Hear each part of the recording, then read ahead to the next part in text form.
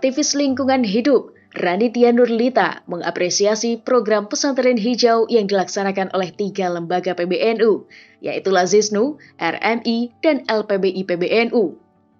Ia optimis bahwa program pesantren hijau akan berdampak positif terhadap citra pesantren yang selama ini kerap dipersepsikan abai terhadap upaya merawat lingkungan hidup. Hal itu disampaikannya kepada TVNU setelah menjadi narasumber, sekaligus memberikan rekomendasi terhadap hasil Assessment Field Project Program Pesantren Hijau dalam kegiatan workshop Pesantren Hijau yang dilangsungkan pada Sabtu 29 Oktober 2022 di Hotel Ewan Wahid Hashim, Jakarta Pusat. Lebih lanjut, founder Waste Solution itu mengungkapkan dari hasil assessment yang telah dilakukan, masih ada pesantren yang memerlukan pendampingan lebih intens. Ia menekankan pentingnya kolaborasi yang dibangun dari berbagai pihak dalam rangka menyukseskan program tersebut. Kait program pesantren hijau ini cukup baik ya gitu ya.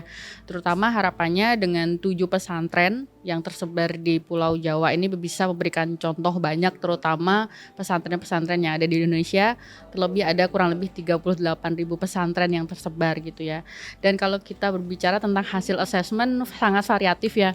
Ada pesantren yang memang sudah sangat bagus, ada pesantren yang memang perlu banyak pembinaan dan juga pendampingan, dan masalah utamanya memang untuk green pesantren ini ada beberapa pihak yang memang harus terlibat ya, mulai dari santrinya, terus kemudian bapak kiainya, bagaimana ibu nyainya, dan juga bagaimana para asatisnya, guru-gurunya, dan juga pihak-pihak yang terlibat. Intinya tidak bisa hanya meminta santri untuk lebih green mindset atau merubah cara pikir mereka, tapi bagaimana mereka saling berkolaborasi satu sama lain. Adanya program Green Pesantren ini atau pesantren hijau ini, pesantren dan juga para santri lebih banyak tahu dampak-dampak apa yang bisa dimanfaatkan, terutama dari sampah itu sendiri.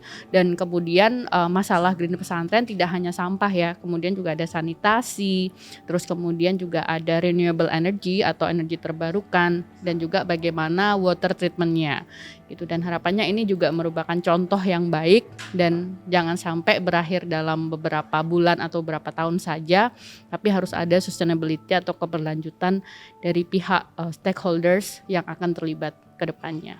Raditya Nurlita berpesan bahwa dalam penyelenggaraan program tersebut, hal yang paling fundamental adalah konsistensi dari tim pelaksana serta pihak-pihak terkait.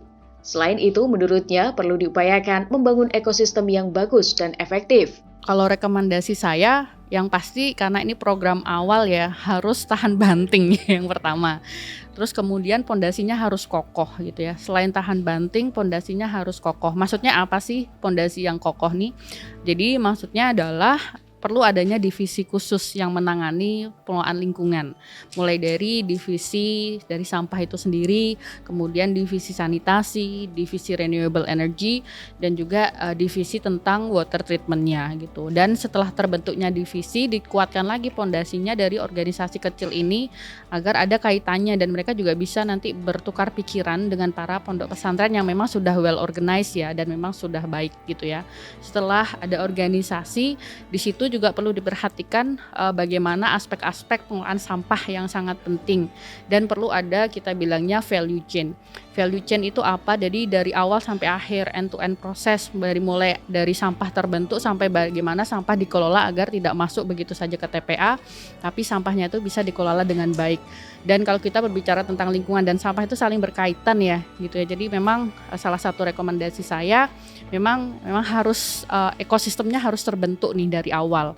Kalau ekosistemnya sudah baik, terus pemetaan stakeholders atau pihak-pihak yang terkait itu ada banyak ya, mulai dari swasta, pemerintah, dan saya melihat banyak pondok pesantren juga yang sudah kerjasama dengan Dinas Lingkungan Hidup gitu ya.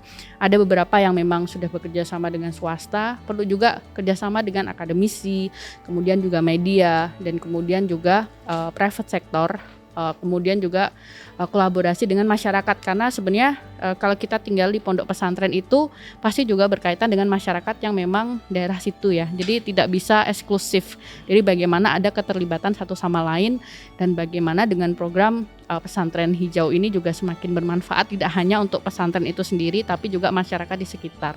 Program pesantren hijau ini merupakan ikhtiar mengimplementasikan visi Ketua Umum PBNU, Kiai Haji Yahya Khalil Stakuf, dalam menyongsong 1/4 NU, yaitu merawat jagat, membangun peradaban. Program ini telah diluncurkan pada tanggal 3 September 2022. TVNU melaporkan.